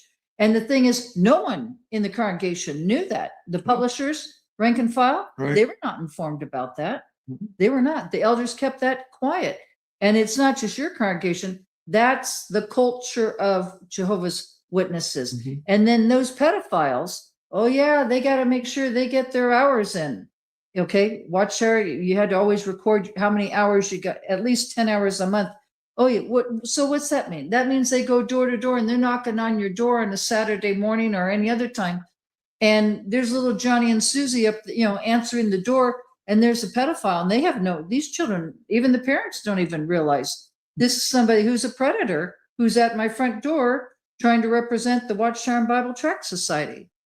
So anyway, it's very dangerous. And so we're here on this show to expose them and to protect the children. And if you're a PMO and you're hearing this program, spread it in your congregation that you heard that there was a lot of, you heard about the 2-witness rule. So watch out, especially if you got a parent, a single parent, a single parent, especially a single parent. and you've got a young daughter or especially a young boy. So, gee, this brother elder will mentor my son and like a take him out father. in field service, Right. and he'll take him out to baseball, and he'll take him to a bowling lane. Yeah. Watch out that he's being groomed. Right. He's being groomed. Or how many, single sisters have children, say they're divorced. Wait a minute, honey, just a second. Say you have a single sister, she's divorced, and she has, a child, 1 or 2, whatever, little girl, primarily little girls, okay? And she's trying to be the mother and the father to her daughter or her children. And then all of a sudden, she's in the congregation, and then there's a brother who sees that she's available, but he also sees that she's a single parent, which means that she has a daughter and or a son, whatever the case might be. And you will see that this predator, they're groomers, they're looking for this kind of ideal situation. They will zoom in and instantly get married to that sister. She's very innocent. She's looking for a companion. She's looking for, someone she can love. She's looking for a father for her children. She's looking for, a blessed unit. And when you have a pedophile, they're groomers and they're looking for that kind of situation. And they will start molesting, sexually abusing that young girl. And it's devastating. Now, this happens not just in the world of JWs. This happens outside the world. It happens in other churches, but it happens. This is the way these pedophiles operate. They're groomers. They're a predator. That's the best word I can. They're a predator. They're looking for the opportunity that they can sexually abuse a child. So young single sisters that are out there, be very, very careful. Very careful. Protect your children first. Candace, can I cut in here? Yeah, Please. go ahead. I'm just taken back by how they protect these creeps and the people that are accused of these things. But they were so hard on teenagers just dating, and they wouldn't let the young brothers, date the sisters in a normal way. Right. That's true. It's and that's a very normal thing. I mean, worldly people, they start dating 8th and 9th grade. Yeah, especially when they get into high school. If you're, they get on your back if you're 16, 17. And they're very judgmental, and they are very unrealistic. Oh, yeah. The JWs don't even get to really grow up as normal people. I'm 16 years old. Let me figure it out. Rich, do you want to tell them the story You're that not when supposed to have a house paid off at she's sitting on 16 your lap? and be, you know, like, you're not supposed to be a grown adult at 16, but you are supposed to, you're the age where you should be learning how dating works and figuring out where you want to go. Right. Well, I would like to say before Rich says that, yes, that's a very interesting story. The first sister in my congregation, she was married at 17. Now she wasn't pregnant. She wasn't pregnant at all, but she was a year behind me in high school. And she, you know, I graduated in 73 and she graduated, it should have been 74, but it was 74, but not in June. She graduated like halfway through the year and she was only 17. And why did she rush that? Because she was going to get married to a ministerial servant who was 24 and he lived in Hawaii and she lived in California. And then Rich's first wife, she was 19. I mean, you're talking about teenage brides. Mhm. That's what you're talking about. But then you can't really be, you know, a normal person to date like real people do. You want to tell your experience, Rich? Yeah, well, I was invited to a young people's thing, and some of them were married and some of them weren't. And my former wife sat in my lap, and It was a gathering, right? It was a get gathering. together. Yeah, we were engaged, and she sat in my lap, and that Sunday I was pulled into the back room by one of the elders and said, "What other kind of immorality have you and Pam got involved in?" Boy. I said, "Nothing. So, well, we know you were in the Marine Corps and you did all that kind of stuff." But I said, "I've never touched her sexually." Well, she was sitting on your lap. I said, "Well, I saw another couple doing it." He said, "Well, they were married." Yeah. So they were like, even my kid sister who went to the Kingdom Hall, same Kingdom Hall I was going to at the time before she got married. Mhm. And they said to her, your skirts are too high and you're showing a lot of too much cleavage. This was your sister? My sister. Mm. And she looked down at her, bosom and go, "Are you kidding me?" Mm. I mean, she was by the standards of the world, back in the early 70s. Yeah. She was very modestly dressed. Yeah. But the skirt was, I guess they wanted the skirts to be at the middle of the knee, which was the requirement when I was in high school. Mm. The girls, if their skirt was higher than the middle of the knee, they'd send them home. Mm. Yeah. I mean, they're just obsessed with sex, Rich. Yeah.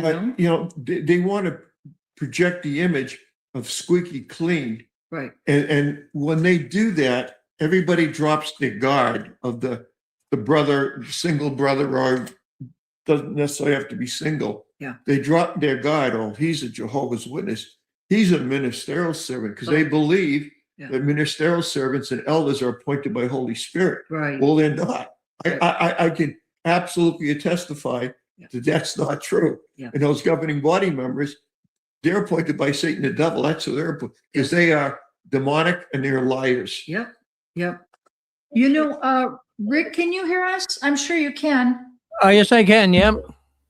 Johnny was trying to call in, and for some reason he sent me a little text here and said he's not able to get through. We We have an unusual amount of people calling in here tonight. In fact, it's quite unusual. Like I said, we're gonna have a great crowd here tonight. So, Johnny, try again. Is he hitting *6? I'm sure he is. Honey. He's in San Jose, California. What's the area code? Do you know? Ooh, I only know it on this phone, honey. I don't have the laptop, and I know. Johnny, if you're listening, hit *6 and come on. Johnny, hit *6 and come on. Yep. Were you with it? Go ahead. Oh, no, this is Stefan. I don't know if you're waiting for somebody else. Johnny, you on there with us? Johnny from California. You on there with us tonight, Johnny? If you want, hit *6. Oh, evidently he's getting a hard time coming through. Maybe the lines are jammed. We got a lot of people calling in here, Connie and Dick. It looks like an airport runway here. I'm trying to guide through it. Yep. And I'd like to say, if you've already commented in the early part of our program, can you give somebody else a chance? Yeah, go ahead, Stefan. Go ahead, Stefan. No, he just said give somebody else a chance, so I'll try to get back in later. Okay, honey. Okay. So, yes. Can you hear me? Yes. There he is. Hi, Jerry. Okay. Yeah, that's okay. This is Debbie. I saw a commercial today on TV. Yes. From the Church of Latter-day Saints, and it was saying it was an advertisement that said that we from the church saying we have for years covered CSA, and we let it slide way too long, and many children have been damaged by this. Oh yeah. And so we're apologizing for it. But if you want to seek damages, this is the lawyer. He takes the name of a lawyer. I couldn't believe it. Yeah, those are the Mormons. I have a family member. It's my cousin's son, so he's my second cousin. He and his wife and kids are really involved in the Mormons. And yeah, I mean, this doesn't, the CSA, child sexual abuse, doesn't just happen among JWs. It happens across the world. I just thought it was odd that they were advertising it. And they were apologizing also as they were talking. At least they apologized. It was a commercial. And I've never seen, even the Catholics didn't do commercials about it, Right. They weren't part of the church of the Latter-day Saints or Mormon church, and they were sorry. Cut in here for a second. One difference I've noticed between Latter-day Saints and J-Dubs is Latter-day Saints, they actually do charitable works. Witnesses are they're very much misers. Like, I don't know if they give all their money or all their effort into being a witness, that they don't give it to anybody else, but they're not very open with their money or their volunteer efforts outside of being a witness at all. Right. Well, but the thing, and I thank you, brother, for that comment, but I'd like to just go back to what Debbie said. You will never find Watchtower ever apologizing for molesting all these children. You will never, ever. They have too much arrogance and too much pride. And plus, don't forget, they have a database that Erwin Zalkin down in San Diego was trying to get with regards to the whole list of pedophiles in the Watchtower Bible Tract Society. And they were charged, meaning Watchtower, were charged $4,000 per day. And that was court ordered, and Watchtower still would not turn it over. And it accumulated up to $2 million. So why wouldn't Watchtower turn over that database? Yeah, because they probably have, this is my thoughts, people in high places in that organization from the top down who are pedophiles. Now we know Leo Greenleaf's had been a governing body member, and he molested Chitty. And Chitty was one, but he molested Mark Ryland. Mark Pilo. Yeah, you and Rick knew Mark Palo personally. Yeah. And that was Leo Greenleaf's. So, this organization is very arrogant, and they will never, ever say they're sorry to any of these child sexual abuse victims, which is pathetic. Yeah, there was another governing body member. Hey, Connie, can I just add to that? Yeah, go ahead, honey. Go ahead, Stefan. It made me think, if you go back to the Australian Royal Commission, when each representative of those religions and Christian denominations came before that court, the first thing that they did in the most contrite, if you will, way was apologize for the CSA and the damage that members of their organization had done. All of the organizations did that one by one. Watchtower gets up there, they never apologize whatsoever. And then that attorney, and you guys know his name, I can't remember it. He goes into a tirade about something, and he's all jumping around and all happy, and everybody was looking at him like, you have to be out of your mind to not start this process off with apologizing. But that's Watchtower. This organization is demonic. How do you not apologize when the so-called worldly Babylon the Great, Babylonish religions can apologize, but Watchtower can't? There's something wrong with that. Right. That's because Watchtower is the one that's Babylon, not everybody else. They're the true Babylon the Great. They are the ones associated with Satan. They're the ones that are doing Satan's bidding. Now, I'm not talking about the individual witnesses or the rank and file, but the governing body, the upper echelon of that religion is satanic. They are doing what Satan wants them to do. Therefore, like you said, they will never apologize. And they won't. They will not. They are too arrogant. Like it's been said earlier, these guys are too arrogant. They are the excrement of Satan, is what I said earlier, and they will continue to be that way. They're too prideful. They don't care about anybody but themselves. They got all those billions of dollars themselves, so they're using all that money for their own things. They're not helping the witnesses out. I mean, average Jehovah's Witnesses don't get anything from Watchtower. Nothing. Not a single dime comes to them. Well, you're certainly right about that, brother. I mean, they're letting witnesses of Bethelites, that are serving in Bethel, they're letting them go in their 70s and 80s, and they're not giving them anything. Bus fare, maybe, and they get no Social Security, they get no pension, they get nothing. They're going to have to be, going to the Catholic Church for food. The food banks and so forth. And they get $7 billion in escrow somewhere in Ireland. In Ireland. Yeah. Yeah, in Ireland. They've got the money, but they're not giving it out. So to get back on track, I mean, all these comments are excellent, but I'd like to stay focused on our topic about the controversial JW pictures or subliminal pictures. Okay. The next picture that I'd like to bring out, like I say, this was before I was born, Rich was born, and this, you got to write this one down, okay? Because this one's going to rock your world. This is in the Creation book. And the Creation book was published during J.F. Rutherford's time. It was actually published in 1927, okay? And the page, now the Creation book is it's a very pretty blue book. It's like it's not dark blue. Yeah, it's not dark blue. It's like the Truth book, but it's a pretty light blue color. And it's, hello, someone needs to toggle switch and hit *6 because we can hear you. Yeah.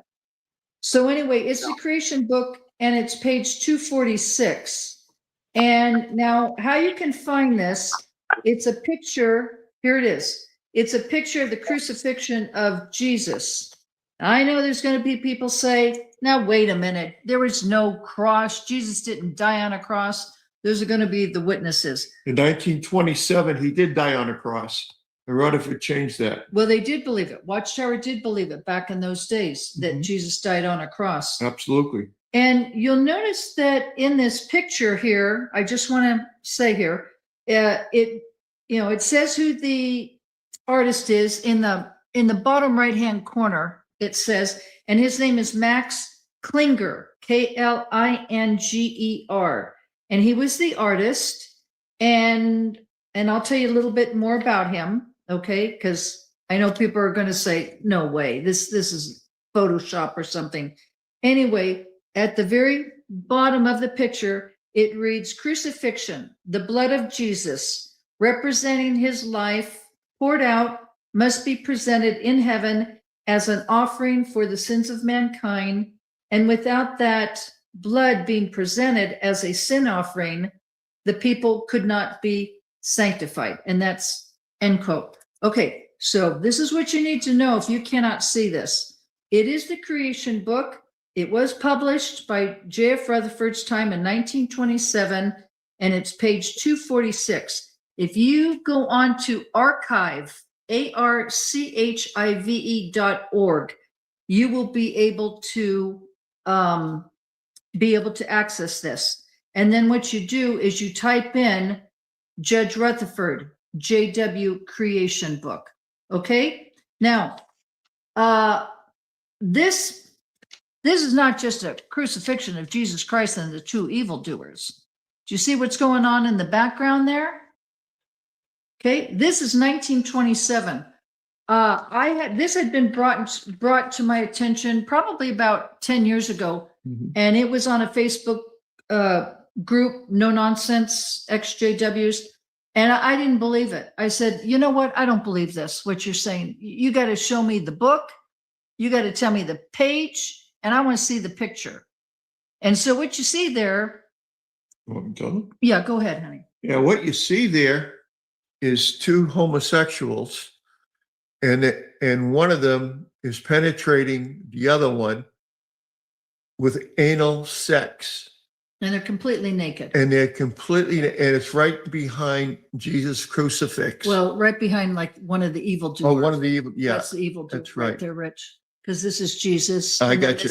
You're right. The picture's too small, but yeah, it is small. It definitely, there's absolutely no doubt about it. You can't say, well, maybe it's photoshopped. Or yeah. They didn't have Photoshop in 1927. That's for right. one thing. And the other thing, that's why I say, if you go into this archive, it's called archive, archive.org.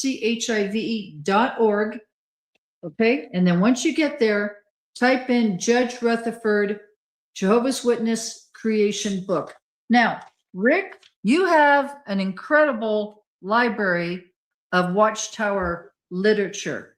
And were you able to find this book today? Well, I got home and I looked down in I've got so many boxes and I have not even put them on bookshelves yet. I could not find it, but when I do find it, I will bring it up sometime on your program, Constance, but I could not find it. But that's the same picture that we talked about this probably 10, 12 years ago on the 6 screens. And I did show the picture right out of the book. But that, friends, that is a good picture. Trust me, that's a picture right out of the book. Yep. Okay, now I want to also mention a few other things here. I'm going to give you probably about 5 links that you can write down. So in the meantime, you might get a piece of paper and pen. But in the meantime, what I'd like to share with you is the artist. The artist, his name was Max Klinger, Klinger. Okay, now this will give you some idea who he was, and it shows how valid that photo is. It's not photoshopped or anything. Anyway, he was not a JW, but he was an artist. He was a German artist, and he was born in February 1857, and he died in July 1920.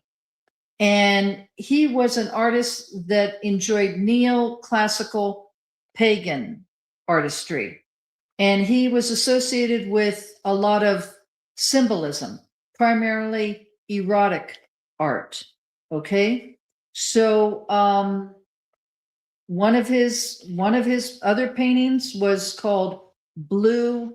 Let's see if I can read this. My handwriting. Oh, Blue Hour in 1890. It has to do with 2 naked women and one boy in the middle. It's called Blue Hour back in 1890. He was also a sculptor as well. And what's interesting is that this Max Klinger, like I say, was not a JW, but he's the one that had that painting there that's in Rutherford's book. He had this painting called Christ in Olympus. Rick, could you pull that painting up for us? Not that one. There's another one. It's called Christ in Olympus. Let's see. And it was the last picture I had sent to you. That's it, dear. Thank you. I don't know if there's any way you can blow that up or not, Rick. But no, they can. What they can do if they watch it on TV, which many people are, they can see it nice and big. But if you're on a small tablet, it's going to be Yeah. difficult to see it. Yep. Okay. Well, anyway, this picture here is the picture that Max Klinger painted, and it's called Christ in Olympus, OLYM, like Mary, PUS. It was dated back in 1897, and it was a gigantic picture that he did, and it's in a gallery. And let me see, it is, I'll tell you where it is. It is located, and like I told you, he was German, and it's located in, I have to spell this. It's in Germany. It's a city in Germany. Leip as in Paul, Zig, Leipzig, Germany. And the gallery it's in is in the Museum of Fine Arts. And it is this painting right here is a gigantic painting. But he was into erotic art. And as you see in these pictures here, this picture, a lot of naked people. You'll also see up in the tree in the upper left-hand corner, there's cherubs. Some of the people are dressed, in Greek, togas and stuff in Roman. And then down below, there's another picture, and there's a whole bunch of stuff going on in there. And when you look at that, like especially dead center, you'll see the people are naked, but you'll primarily see that there are like 3 men and 1 woman. It's like they're having an orgy. So that's what this guy enjoyed painting. And anyway, he was the artist of that particular picture that we showed you that was in Judge Rutherford's book Creation in 1927. It is not photoshopped. Yeah, Hollywood is pretty perverted. And the very popular TV program MASH, they had a cross-dresser who was trying to get out of the army. And his name was Max Klinger, same. Oh, it was? Yes. I remember that. Yeah, he was a cross-dresser. And of course, cross-dressers are perverts. That's interesting. Okay, so there were some other links I would like to have you look up as well. And I know, Rick, you still have a couple of pictures that you wanted to share tonight? I have none here. No, I did have another one, but for some reason we did seem to lose it. I'm sorry. Yep. Okay, honey. Okay. Well, I was just going to say some of the links that people can look up for research, which would be really good. One, of course, is called archive.org, archive.org. And you go in there and you look in the book section. It's an independent link, and you can put in the date 1927, and that's how you can find the Creation book by Rutherford. Another resource I'd like to share with you is called watchtowerarchives.org. That's a good one to find this Creation book. Then a third one, well, let me go back to that. Watchtower Archives. What you do, watchtowerarchives.org, you look under the book section because there's publications and so forth. Look under book section, and then you look under the date and you type in 1927. Okay. So a third one is https:// online books, plural, all one word, .library and .upenn.edu. A fourth one is jwfax.com. And a fifth reference, which is really wonderful, is called JW's Online Library. Maybe it might be Jehovah's Witnesses Online Library. It's all one word. But anyway, because not all of us have that book, and not all of us, have a library like Rick or even Barbara Anderson have, which is quite extensive. But this way, you can be able to access that information and other publications that Watchtower has. Okay, so that's pretty much what I wanted to say there. Anybody else, would you like to call in and comment? We'd like to hear your thoughts Love to. on all the. today. Yeah. Hello, sorry. someone was speaking. I don't want to interrupt them. I'd rather hear an English accent. Carry on. Okay, well, have you heard of anyone called Michael Canis? Michael Canis? Called No. Raise the Soul. Yeah. Uh-huh. Michael Canis. It's not me. It's just the name of this guy, and he's an artist. And he noticed that in Catholic art there was all these subliminal images and things, like you'd get a painting of Jesus, and the abdominals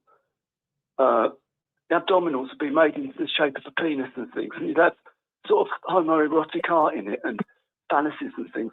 And what he found out was that the Satanists had infiltrated the Catholic Church, and they were putting it in all sorts of artwork. And because the artwork's so expensive, it's actually still there. And the movie was called Rape of the Soul, and it was done in 2006.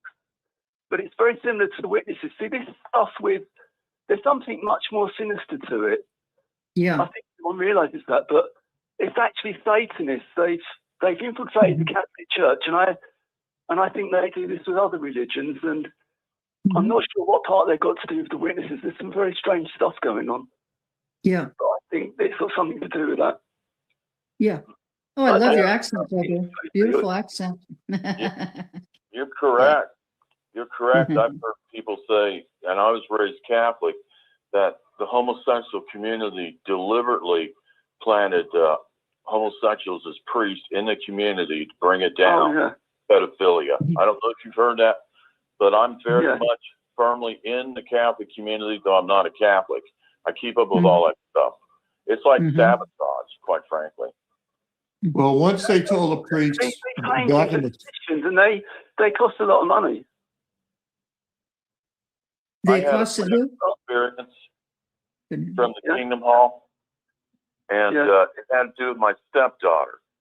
And me and my study teacher were ministerial servants at the time, and I was in charge of the sound system, territories, and literature in the counter behind the crowd. And my study teacher, he's a very intense guy. He says, "Do you see what's going on?" I said, "What are you talking about? What are you doing?" Every time your stepdaughter gets up out of the seat, all the elders are craning their necks to look at her. And I said, "What, really?" So I started watching, and it was true. Now, I didn't get upset. She was a very beautiful girl. One brother told me, well, when I told him about this, well, she's like a black Marilyn Monroe is what he told me. And I never molested my stepdaughter, by the way. I just want to assure the audience. But a couple of weeks after I was alerted to this situation, one of those elders, a racist elder, I didn't find out later, he'd accused brothers all over the circuit of being white racist, okay? He says, "I want you and your whole family to sit in the very front row, and you take care of the mic now." And I looked at him, I said, "No." And he's, "What? You don't say no in this organization. The only word you say is yes." I didn't really totally connect it to him wanting to look at my daughter, but you know, it was just a bad situation. It probably led to me being deleted. But first of all, I worked third shift. Half the time I was at the Sunday meeting, I was drinking coffee, and so I had to get up and go pee. And my wife, she had fibroid tumors, which made her uterus less effective. So she would have to get up and go pee. And I said, I'm thinking to myself, I didn't tell him this, I'm not going to let you make a spectacle of my family, okay? And so, it got much worse from there. I was being accused it's very unhealthy. It's the repression. They're dysfunctional anyway, a lot of people, I think, but they want what they very unhealthy. Want it. They don't care who they hurt. That's as long as they can get away with it. Sticking to it. Thank you so much. It was nice speaking to you. Who are you speaking to? Nice talking to you. The devil. Yeah. Come on now. Come on. I'm sorry, man. Yeah, I was going to say that, with regards to Watchtower, I mean, we've heard this on the show before. There's new audience. We'll just say it again. Mm-hmm. But Joe Dario was an elder. He was in the organization almost 50 years. He was an elder 12, 13 years. He just tells it like it is. And he said, let me tell you something. He said, there are brothers. I'm talking about elders. He was in judicial committee meetings. And he said, I want to tell you, there were elders that were watching pornography. That's no surprise. And so my point is that last picture that we had shown you, that was Rutherford's book on creation, page 246. That's pornography in the back there. That's exactly what that is. And yet Watchtower has this image of being so squeaky clean. So my point is, they talk about uncleanliness in the Shepherd of the Flock book, right? What's totally unclean. Well, you have so many people in the congregation that are involved in pornography. That's our doorbell. In pornography that, it's even brought up in Shepherd of the Flock book that, it's not a disfellowshipping offense. At one time it was. Yep. At one time it was, but not anymore. It's so rampant that it's almost like a little slap on the wrist now. I mean, you can be disfellowshipped for taking a puff of a cigarette. Right.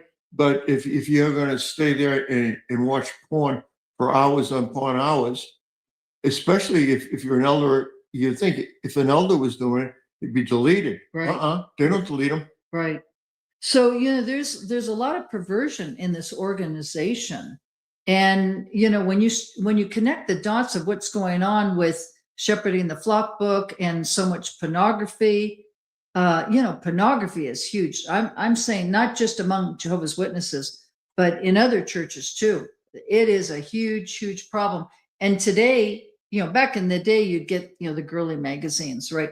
Today, it's right on your phone. You can watch it right on your phone. It's so prevalent. So it's very prevalent among Jehovah's Witnesses as well. And that's why you have a lot of perverted people in the organization. No surprise, there's a lot of pedophiles in the organization. And no surprise, there's so many lawsuits because of all of it. So anybody else would like to comment? Yeah, we got 1 minute left. Would love to have a new caller. Yeah, that'd be call nice. in if you could. Is there anyone out there that'd like to call in for the first time? Yes, go ahead, please. Well, I'm not the first time I called in before, but I talked to a few friends of mine, and I asked them, what's going on. They know what's going on in Pennsylvania, and they said no. I said this is not apostate or nothing. Just go on Series or Gemini and put in Jehovah's Witnesses 2026 case for child molestation and put 77 in. They called me back. They said we did not know that was happening. And when they said that, I said just keep going through. It'll tell you all about the court cases. It'll tell you everything that's going on. And their mouths dropped. They said it's unbelievable. The thing about it is no one in the Kingdom Hall knows that this is going on at all. That's right. Another court case is coming up pretty soon in Norway. They don't know. And all you got to do, if people would go on there, they don't have to listen to no YouTube or nothing. All they have to do is go on Series or on their phone, and they'll tell, because that's all there. It's all there for the public knowledge to know. And if they lose these cases, that's the end of them. Absolutely. People in the world know this about Jehovah's Witnesses. So when they come to the door, they're doing court witnessing. People in the world know this. This is the reputation the organization has today, and people don't want any part of the organization. And it's really sad that the witnesses, the elders, some of the elders know this is going on, but the average rank and file, they don't. And John Ledger did a show. We were watching it last night. He's XJW Analyzer. He's on YouTube. He's really, really excellent. And Watchtower's cracking down. In fact, it's a Watchtower article. Yeah. So they're cracking down on social media. See, Watchtower wants to put a lid on all of this. So they have to have a study article on this so that the brothers and sisters don't even look at any social media, because Watchtower wants to have complete control over everybody's minds, and they do not want the rank and file members in the congregations to know how filthy they are. Control the flow of information, you control the people. That's it. Control their minds. People are just waiting for this, waiting for this to get over. And they said, most of the people I know, friends of mine know, they said that if they hear something negative, if it goes through, they're leaving. Even the elder called me up that I'm friends with, and he told me, this is crazy. This is absolutely crazy.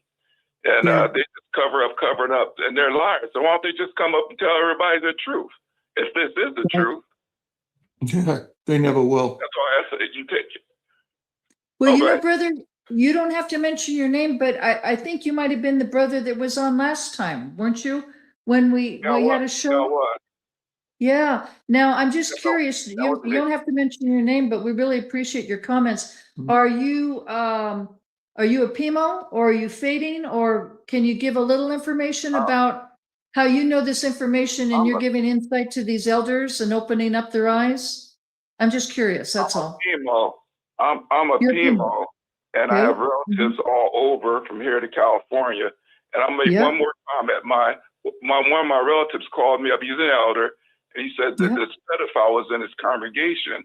This was about 6 months ago, and he said he read his package. He said it was awful, and he called up the brothers, and they told him, the lawyers up there told him, just tell the people, stay away from him. He said next week the guy was gone.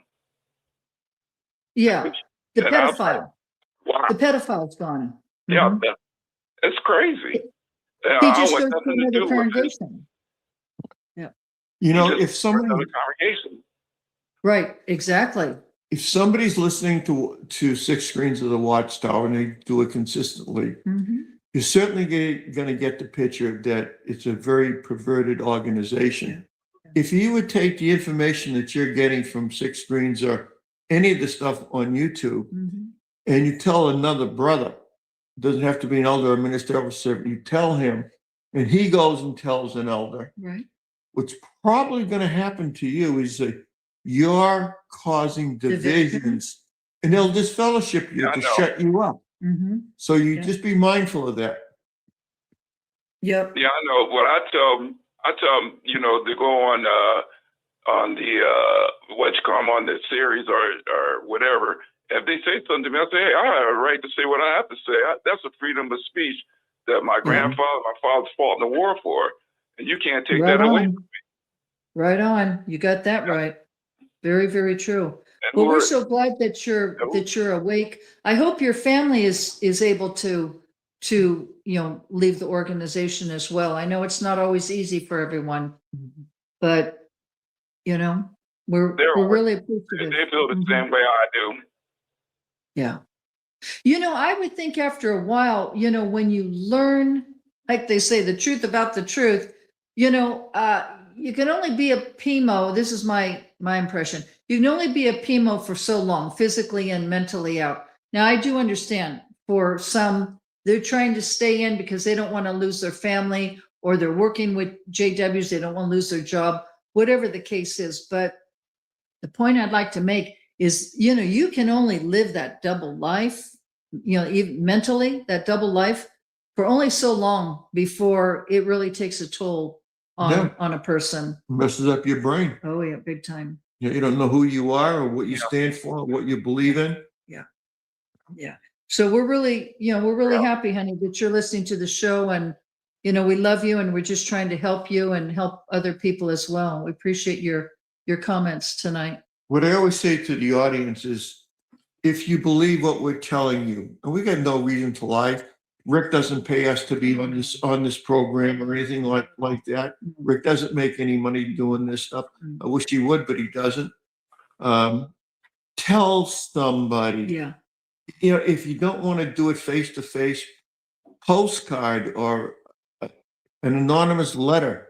Give them the telephone number of 6 Screens and the times and dates, and give that information. Even send it to your elders or ministerial servants. You can do it, anonymously. Yeah. Well, why not? Why not tell somebody? There's a lot of people that are really waking up. I mean, there are a lot. Even Rick says, he says, what, we have 1,500 viewers. I mean, we didn't know that. We don't keep watching that. We just try to have really good quality podcasts for people to be informed and to call in and, communicate and ask questions and so forth. But a lot of people are waking up. Rick has said on his control panel there, the numbers, he can see phone numbers. And Jerry, he sees the same phone numbers, but now it's like inundated. Like you said, it's like the airport, with the tower, the control tower with all the flights coming in. And, I worked at an airport, so it's interesting because I was up at the control tower. You could see every single flight coming in and they would say UAL 273, AA, American Airlines, United Airlines. And you see all the flights coming in and the control tower is watching all that. Well, that's what Rick is doing in terms of all the phone calls that are coming in on his control panel. He can see there are a lot of new phone numbers. So we really appreciate everybody listening in tonight. Yeah, we're about 10 minutes over time as we usually are. But I want to say good night to everyone and thank you listening to the Connie and Dick show.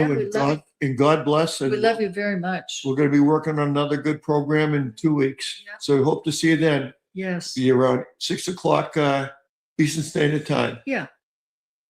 Good night, everybody. Good night, Dick. Good night, Constance. Thank you, honey. That's Dick and Constance. Now just stay with us. Our program's going to come up in about 5 minutes. We're going to go to JW World News. So stay with us. Don't go anywhere. We got a lot of things to talk about. And, I'll tell you something. I mean, this year was a really big year. I should say 2025. We're to 26 now. But 2025 was a big year in the Watchtower. I mean, really, they suffered a lot. And we're going to be bringing you right up to speed tonight on what actually took place in 2025 right here on the 6 Screens Telenetwork. So stay with us. I'm just going over to the next studio. And I certainly invite all you folks to come in and be with us on JW World News as well. I have to tell you that, as Connie was just saying, we do have a lot of people coming in tonight. This is very unusual. We don't usually get this many people coming in, more people in the winter than the summer. But we do have an unusual amount coming in tonight. So for some reason you're having a difficult time calling in, dial out and then come back in again. Sometimes the phone lines do get jammed. So by all means, keep that in mind as we go forward tonight. I think when it gets cold, people kind of hunker down a little bit. They don't go out as much and they want to listen in to what's going on. And now that this is up on YouTube and Facebook, and we're going on a number of other platforms shortly as well, we're going to see a lot more people coming in. And YouTube has really opened up a whole new platform for people to be able to express their feelings, become activists. You guys have watched some of the shots on YouTube with the witnesses. And even as Connie and Dick were mentioned earlier, John, I can't think of his name right offhand. It'll come to me. But John, who does the videos, you see, has a number of followers. John Ledger, I'm sorry. He does a great job. He's been on the program here before as well. So we wish John the best. And keep going, John. You're doing a great job on YouTube. Let me just put the date in here. Then we can go to JW World News. That will be the Saturday night edition right here on 6 Screens Telenetwork. All right, let me just get that where we want it to be. And we can go to JW World News coming up next right here on the 6 Screens Telenetwork. All right, so now what we're going to do is we're going to go into our studio.